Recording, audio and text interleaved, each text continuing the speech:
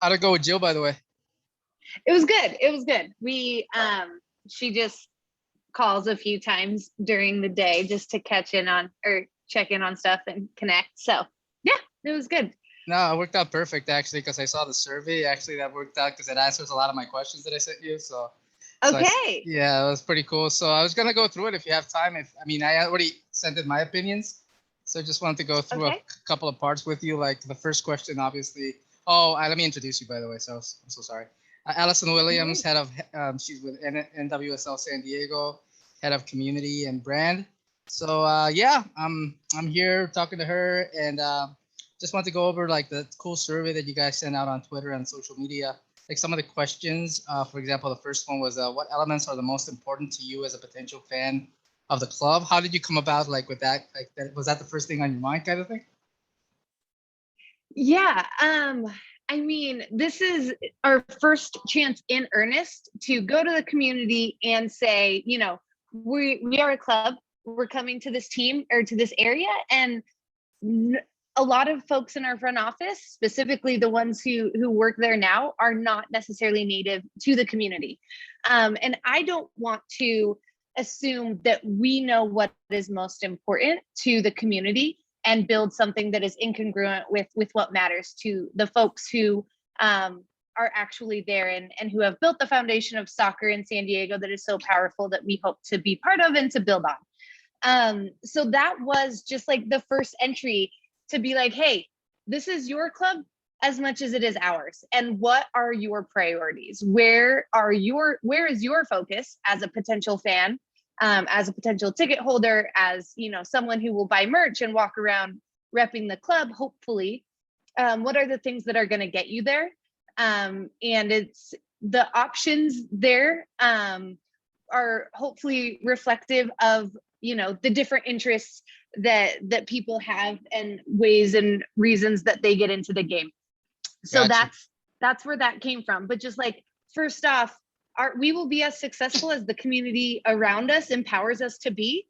So what does success look and feel like to the community is a really important first thing to understand. Yeah, I like the choices you gave on that one. Winning on the field, obviously, community involvement, supporter culture, and all that stuff. So that's pretty good. You provided them like a lot of ways to rank their priorities and stuff. I think the second one was what makes San Diego stand out, and you gave a lot of options there. How did you come about with all those options yourself?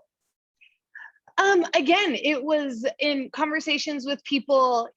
I have talked to a lot of people in and around the area of San Diego, and in and around the game of soccer, and just wanting to make sure that the San Diego that we are building a brand and a club for is the San Diego that San Diegans want to reflect in that brand and that club, right? So, it was a lot of it is pretty high level. Like if you're zooming all the way out and it's, a TV broadcast coming into San Diego, what would those producers want to talk about?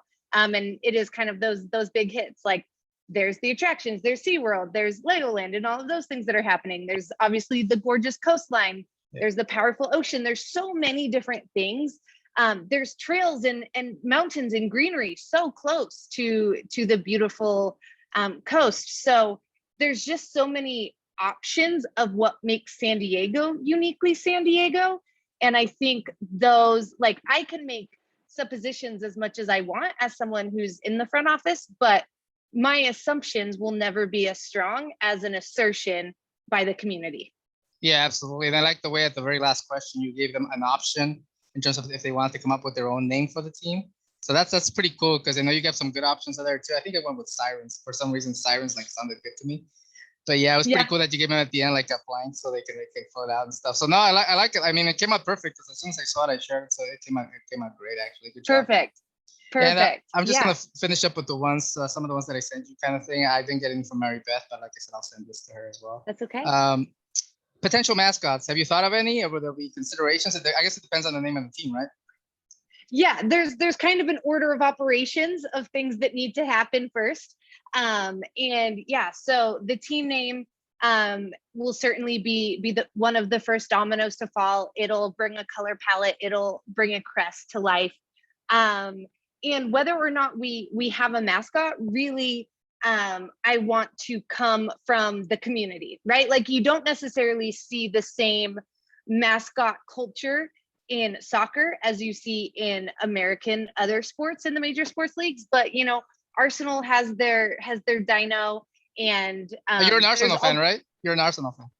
I am not, but I respect okay, the gotcha. Gunners. Okay. I respect I'm hesitant to say which group I Just say support. Chivas and break my heart too. To be 100% honest with you, I am a bigger fan of the game than I am of any particular club. I would rather see a well-played game than see my team win. That has been my assertion for a long time. I will out myself. I'm a Manchester United fan. They were the first professional team I saw play from overseas, so cool. I am just loyal, and it stuck. But that has been challenged the last few years because we haven't played that many well-played games, and we haven't won that many games since Sir Alex retired. So trying to find joy in the game where I can, and I'm just a junkie. I'm a nerd. I watch as many games as I can. So yeah. The reality is, if we do have a mascot, if we don't, I feel like that will be an organic outgrowing of what the community and what the supporters want. And yeah, so I can see it happening. I can see it, you know, maybe in year one, maybe in the future, maybe never. It's not something that I can say strictly yes or no, because we don't even have a name for the club yet. But if it's something that our supporters are like, hey, we want to rally behind this figure, there is an Twitter handle, San Diego NWSL Gritty, right? So I didn't even know that. Yeah. So there is already a little bit of kind of appetite in the culture for some sort of mascot figurehead. And if we go that route, it would need to be reflective of the diverse community that's down there, that's in San Diego. But yeah, it's not a for sure yes. It's certainly not off the table. Yeah, if you do go with a mascot, hopefully there'll be a fan. I was a mascot for Footy McFootyface. I don't know if you were here for that. Oh my goodness. Yeah, so it got hot in there. So hopefully whoever gets the gig is like has a fan in there, or an inhaler with them or something. The last couple, or the next one, would be like brick and mortar location, because I know San Diego Loyal has like one in Mission Valley, and that's good. I mean, I've never been there myself, but I see pictures on Facebook and stuff like that. Is there plans to do something like that as well? Yeah, I certainly believe in the power of kind of brick and mortar, stakes in the ground locations, right? They're a place for us to represent our brand. They're a place for us to gather our community, and build those meaningful connections. So facilities and everything that we're doing on that front, from training to playing to traveling and housing, everything is a top priority right now. Offices, you know, we haven't necessarily dotted all of those I's and crossed all of those T's. So yes, there is an ambition to have a place where San Diego can go and experience our brand, purchase the merch, interact with other like-minded folks. But I don't really know where on the runway or a timeline associated with that quite yet. Yeah, because I saw Jill. She was at the Surf Cup thing, right? And she had like shirts and stuff. Are they ready to go yet for sale or not yet? We do not yet have merch for sale. If you looked at my calendar, you would know that it is a top priority of what we're trying to figure out: how, when, where, all of those things. Yep. No, that's cool. Yeah, awesome. And my other two questions to finish up here was in terms of where we talked on the phone the other day and stuff about regarding the outreach to the Latino community and the Spanish-speaking Latino community. I know San Diego Loyal has the Azteca 33, which they do a fantastic job, by the way. Most of my games I've seen them on Azteca 33. And in terms of 1904, I mean, that's one of the issues that I'm trying to get them more, like, to bring in the Spanish-speaking Latino community. What kind of plans, or do you have a vision to include that part of the community? Yeah, and I think that's something from on the field and off the field. We want to reflect San Diego, and you can't reflect San Diego without embracing the Latinx, Hispanic, Spanish-speaking community. So that is something that I'm actively pursuing, is what is our holistic strategy, and what can we do now as a very lean front office, and then what can we grow into, and what resources can we look at long term. But if soccer is a game for everyone, if football is a great unifier, then our club needs to stand for that unity and bring that unity to life, personify it.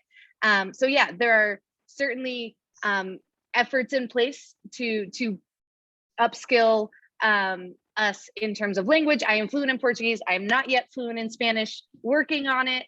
But there will be certain positions that are community interfacing, that are media interfacing, that are social media interfacing, that will really need dual language. And, you know, maybe we'll get to a point where it's multilingual and not just English and Spanish, depending on what is needed in the community.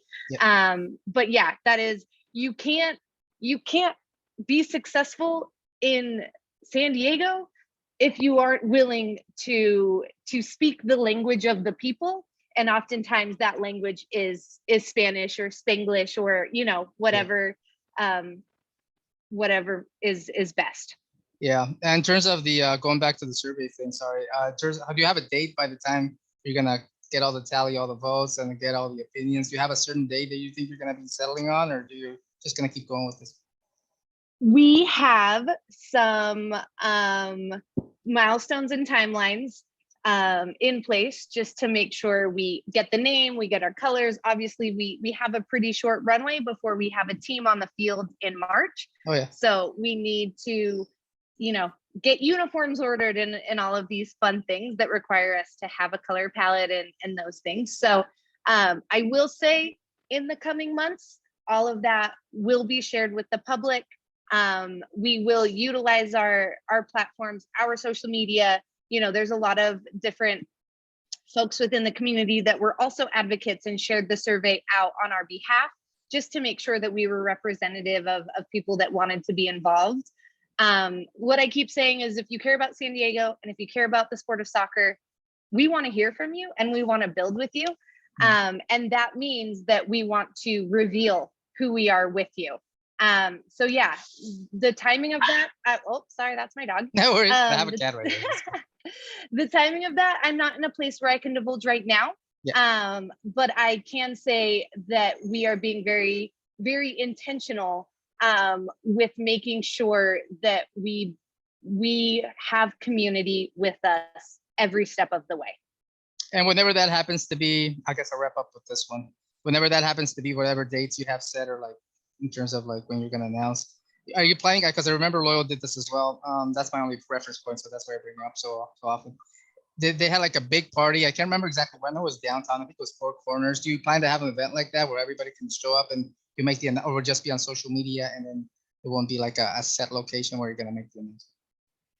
Yeah, I mean, in an ideal world, we would love to bring people together, right? COVID. Like that's what stadiums, I know, that's what stadiums allow us to do. Oh, I know, you hungry? It's almost dinner time for the dogs. That's what stadiums allow us to do. That's what sports allows us to do. But yeah, with all the considerations, I can't say that yes, we will absolutely do this thing. The good news about San Diego is the weather is always perfect. So outside is always an option, which keeps a lot more people safe. But there's nothing, I think you see it with European soccer coming back this week. Oh, yeah. There's nothing more powerful than having fans in stands supporting the club that they care about. So the more we can recreate that energy, the better we will be as a club and as a community. But yeah, just I can't promise anything, because who knows what's gonna happen. Everybody took your vaccine like I did yesterday. Come on. Yes. Yeah. How are you feeling? I'm feeling good. I had like a little bit of chills last night, but I felt fine. I'm the biggest macho wannabe guy, and I was like, I'll never take the vaccine. And then like a month later, dude, I'm taking this vaccine. Dude. It made a difference. It made a difference. Good. Yeah.